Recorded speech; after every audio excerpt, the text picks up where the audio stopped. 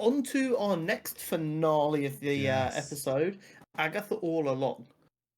We both agreed last week after episode 7 that if they stick the landing, this is probably the best Marvel show we've had made by Disney Plus.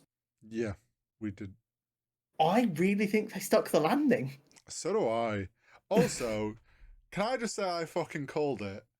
That something was off about the Witch's Road with the subway. And I was like, is this similar to Wanda in like things were glitching a bit? Don't get me wrong. Didn't expect this to be the twist. So I was just like, I said it last week. I was like, something just feels weird about the subway bit. And like, maybe there's nothing. I don't know if I said it on here, and no one's going to fucking believe me, but I think you will because you know me well enough. In the episode where we see Billy before episode 1, like his flashback episode, when we go into his bedroom for the first time, you can see all of them things that like are part of the big reveal. And I literally pointed at them and I went to Jen and I was like, oh look, they've been some of the episode designs. Literally glazed straight over it, but I spotted. I was like, oh look, there's this, there's that. Literally, I spotted it. Whoosh, straight over my fucking head.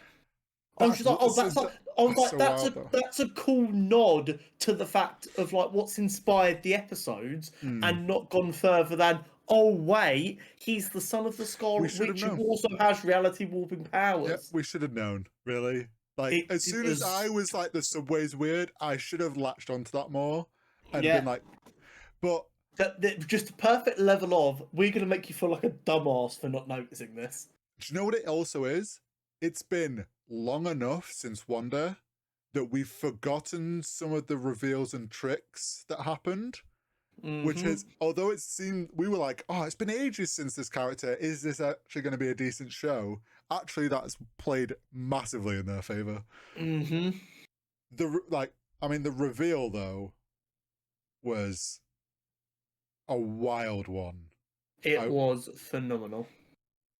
To then, I'm trying to think where to start. Like, I love that the Witch's Road came round into a circle. Yes. And then they're like, oh, well, what the fuck do we do now? Then realize, oh no, put the shoes on, trial. Obviously then that was the final trial. But then the reveal of it essentially all being Billy's creation. The way they revealed it as well, with lines that we had of like, oh, you're so dramatic, of course this is how it's all happening. Again, it's that clever writing we were talking about in episode 7. Yes. Not to the same extreme, but we're going to write this stuff, you're going to perceive it one way, and then we're going to point back at it later, and you're going to give it a whole new meaning, and it's going to be... Because we were getting towards the end of episode 8 as we were watching it. I was like, they've done the big fight. The heroes won. Like, what's next? What is episode 9 going to be about here? And I was getting a little bit worried. Oh, see. And then we got the reveal, and I was like, oh, they're going to stick the fucking landing. I was like, surely episode 9's not, he's going to go find Tommy, and then there's going to be the Wanda hint that I kept thinking was maybe going to happen. Yeah. Instead, no, yeah, like you said, they turn around and were like, oh, so you know these things that you thought kind of were shown in one way, and you thought you'd started to learn our tricks? No, here's another reveal of like shit you missed. And then into the like showing Agatha's backstory, and we get to find out about her kid Nicholas, and the song. Do you know what's funny in my head of that? It's like we're watching the song, and I'm like, oh, she's taught him like a non-Witch's Road song so he doesn't accidentally summon the Witch's Road, and then it starts to click as like, wait, no, they're coming up with the song. Then you kind of figure out that was all her. It was her first scam. It was her one of her biggest scams. All along. And it lived for so long. It was Agatha all along. Yeah. And then as soon as like that clicked, I'm like, wait, and she uses that to get. Then my brain was like, they were never meant to go into the Witch's Road. No. That's why the Mrs. Hark or whatever from across the street Agatha was like, well, she was Didn't know. when she said on the road she wasn't supposed to die, or she wasn't meant to be there. I forget what like she mentioned something like in that realm, because she never really was. The other witches would have attacked Agatha. She wouldn't have done anything and would have gone off scot-free. But instead, because of Billy, Insane. threw So Agatha good. through a loop, and she's just run with it and acted like this makes Yeah. sense. Also, Billy's full costume reveal. Yes, very The sick. colours, they were vibrant. Yes. Vibrant colours. They were. Vibrant blues and reds. Holy shit. What year are we living in? The Lady Death stuff. Mm-hmm. Oh, Aubrey Plaza killed this role. So, like, she did. pardon the irony of her killing the role of death, but my god. Like that reveal of with Agatha's son and like what actually happened there, and why she was killing the witches to kind of please Death, and they had a good, and then obviously, ultimately taking her son. Her trying to play Billy and was gonna like double cross him, but then he just says the right things to eke out of her the goodness that she then sacrificed herself. Yeah, because I mean, we find out in episode 9 the reason she's given herself up in episode 8 is because she realised she would have given herself up for Nicholas in a heartbeat. Mm. It was so insanely because I was sitting on the sofa with Jenna, obviously watching it, and as Rio appears in the flashback, I'm like, shit, she's having a really late term miscarriage right now. That's Yes. why Death's appeared. I was like, oh, this is heartbreaking. Yeah. And then, as crazy as it is to say this, it almost gets worse when she goes, all I can give you is time, and then disappears without elaborating. Because it's like, oh no. Yeah. Like, that's harrowing. Yeah. And like almost makes you go, okay, I get her killing all them witches, because essentially she was exchanging them to have more time. And she missed one day of it and it caught up. Yep. Yeah, that like the Aubrey Plaza nailed it. The moment when there's a moment where it's like Aubrey Plaza, you look at Billy and then he looks at her and she reveals the skull face. I was like, oh shit, okay. That caught me off guard so much.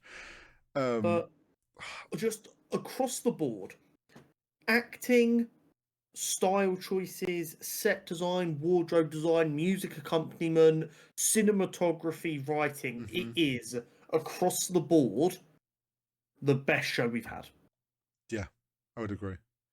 Like Loki might have something kind of in like visual effects, but I would say in like Loki season 2 definitely was obviously better than season 1, but like Loki dabbled with the sets. We saw the like live sets and how that helped having that the TVA that they were in.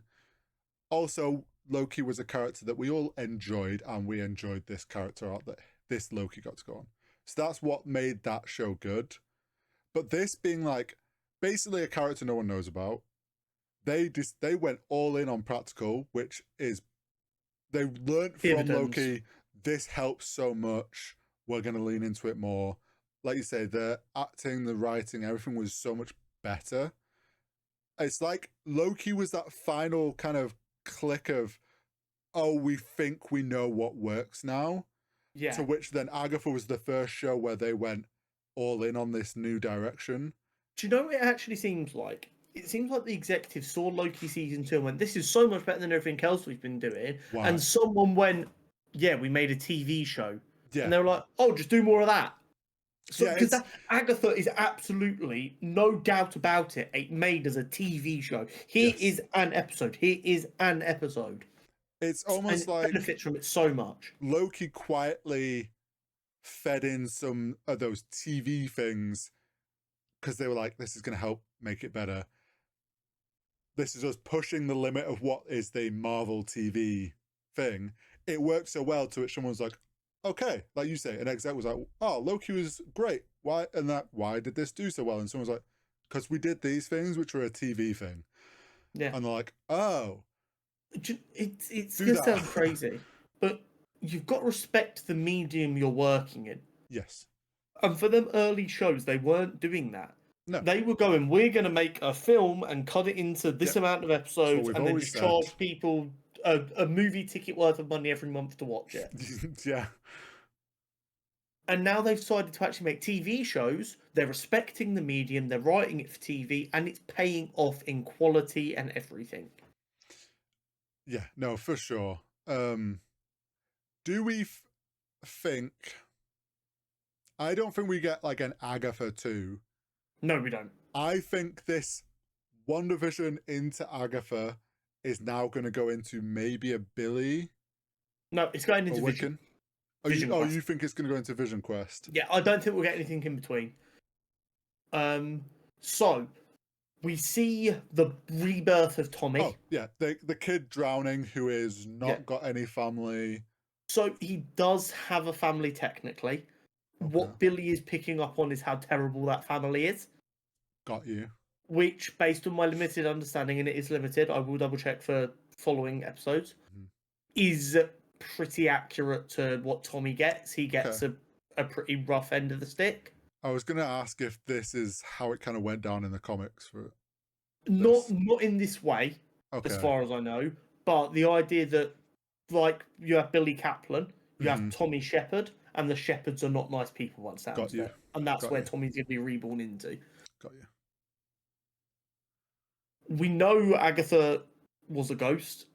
Yes. So I don't know if this is going to last or if we're going to get kind of like a back to forward kind of bit where Wanda comes back as a result of... Like, I can see Vision Quest reuniting Vision, Speed, and Wiccan. And then there being maybe a film or another show that allows them to go and get Wanda, and then you have the family back together. Okay, yeah. And then I don't know if that ends with Agatha being resurrected by Wanda and Billy. As like a thank you. And then she trains Wanda, or then she just fucks off and does her own thing. I don't know how they might do that. Maybe Agatha just is a ghost now, which I think adds a nice... It could also be once Billy gets Tommy, and if, like you say, it's Vision, and then maybe at the end it's like that then lets her soul just go. She don't have to be trapped as a ghost. And maybe just the process of reuniting this family helps her feel comfortable to finally go and see Nicholas in the afterlife. Yeah. Whatever. Do we think we get Lady Death going forwards in other things? I really don't know. The beauty of Death is, in a comic, Death just takes whatever form it wants. So you can absolutely just recast Death for every project and go, right, look at this project and Death's role in it. Who do we think would be the best for that? And just get whoever the fuck you want. However, we do also need to accept that the layman will struggle with that. Yeah. And Aubrey Plaza's brilliant. And there is a lot of comedy in a potential Ryan Reynolds return as Deadpool, of him trying to marry Death. That would be like, there's a lot of comedy to be had there. I'm also... I'd love if it's just, I don't know, in a... there's some situation with, like, the X-Men stuff, and we get to see, like, Deadpool's, like, chilling, having a good life again now. He's settled, like, with Wolverine, all that. Like, he's getting to just chill. And, like, he dies, and then we get a clip of, like, Lady Death, and he's just like, no, please, not now. I'm actually having a good life now. But it'd be... I mean, I think they nailed it with a character that no one really knew anything about, and a lot of people going into this were like, oh, why are we getting this show? I don't care about this. It's so funny retroactively to look back at all the people who are like, no one asked for this. This stuff's going to be arse. Even we were like, the trailer looks interesting. We don't know if this is going to be any good, and it's turned out amazing. This show is absolutely the kind of yardstick that proves yes, you should listen to your consumers, Hmm. but they don't know everything. They don't even know what they want sometimes. Because even if you'd have pitched this to me, I probably would have been like, "Can I just get Spider-Man?" Like, I would have. And also you got to look at it. It's come at a point where, let's be honest, the MCU is at probably its lowest in fan appreciation, Yeah. and you're throwing a character that's not like a big name, and it's a TV show after all these other shows have kind of been subpar since WandaVision, other than Loki season 2 did okay. Like, you're asking a lot of the fans to actually give a shit, and they were like, we don't care, we're still going to run this, and they've nailed it. I think, if anything, this was just like, and this is getting a lot of good press of like this.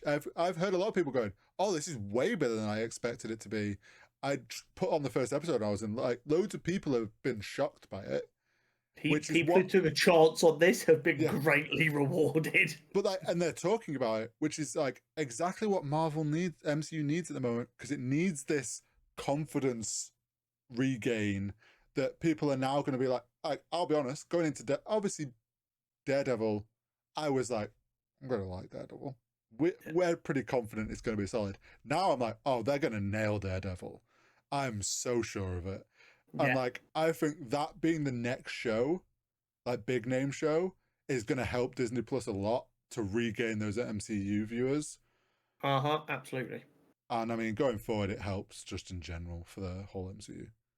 While they're still putting out a lot of content, they have slowed down. I know it doesn't feel like it, and we'll get into the news a little bit later, but like we've got like 9 projects coming out next year, which is still a lot.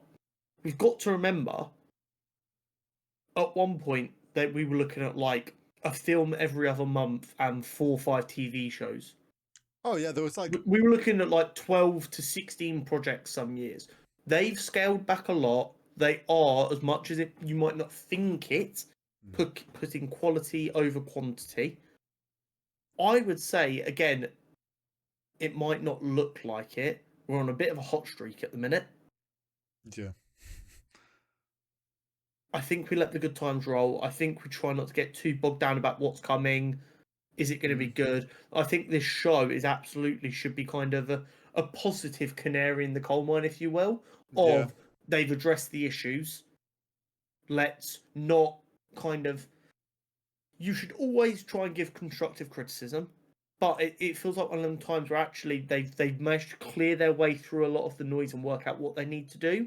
Let's simmer down for a little while and see if they can keep this heading. And if they do keep the heading, we can kind of go, okay, continue. I think it's kind of become, we need to make noise about every single thing that happens. Yeah.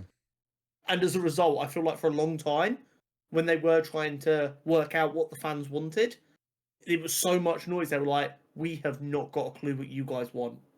It's, now I'm thinking about it, it's almost like Echo was like the test, because they were given full free reign to do whatever they wanted. They were like, oh, Loki's worked better season 2. This seems to have been liked.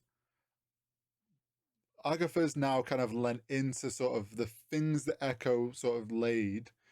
If they can nail it with Daredevil, I think that's the final kind of test, because that's taking it to a character that a lot of people love. They also all hold the Netflix shows in quite high regard. If they can get a positive internet reaction to Daredevil Born Again when it's not Netflix Daredevil, they're going to be doing just fine. They are shooting for people to watch that and go, oh, we've got Netflix Daredevil back. Like, they've managed to, this is like, you want, as much as it's like people talking about their competitor, they want people to be saying, oh, this is Netflix Daredevil. Absolutely. And that's going to just nail it for them. So we'll have to wait and see. Like you say, they've had a couple of good things now. Can they prove it with a big show? And then if so, we're in the right direction. I'm going to say it now before we move on. Agatha All Along had better get some Emmy nominations.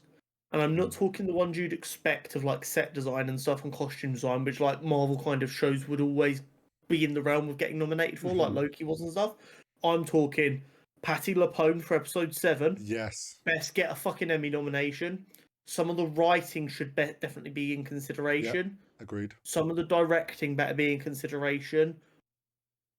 I need the Emmys to recognize this show because that will make it a lot easier for Marvel to go to Disney. Because let's be honest, Disney Plus doesn't care what Marvel actually make.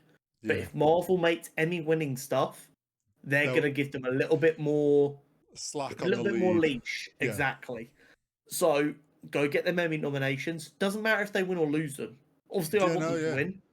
But getting them Emmy nominations is a big old, don't worry, Papa Disney. We know what we're doing. We can take this from here. And I agree. anyone who's like working on a project on the same kind of workflow that Agatha was on can then go, okay, we're doing the right thing here. We know what we're doing. Relax.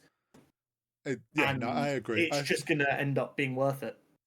Patty getting a nomination would be great. I think definitely it needs to get a nomination for writing for one or two. Like, there's a couple of episodes there that have definitely deserve it. And like you say, I agree. I think they need that to almost be like, look, this new direction, we're now getting Emmy nominations. We figured it out. Keep trusting us with your money, Disney, while also staying back the fuck off. So yeah, it's just time will tell now. Let's be honest, as much as Disney are going to posture at times, Marvel was one of the greatest investments Disney ever made. They bought it for $5 billion. It's worth $50 billion now. And fuck knows just the Marvel branding year-on-year revenue, even on badges. Like, it's doing just fine, but a couple of Emmy nominations would really allow the talented people who write this stuff to just write it without having to worry too much. And that is always what we want. Yeah, agreed.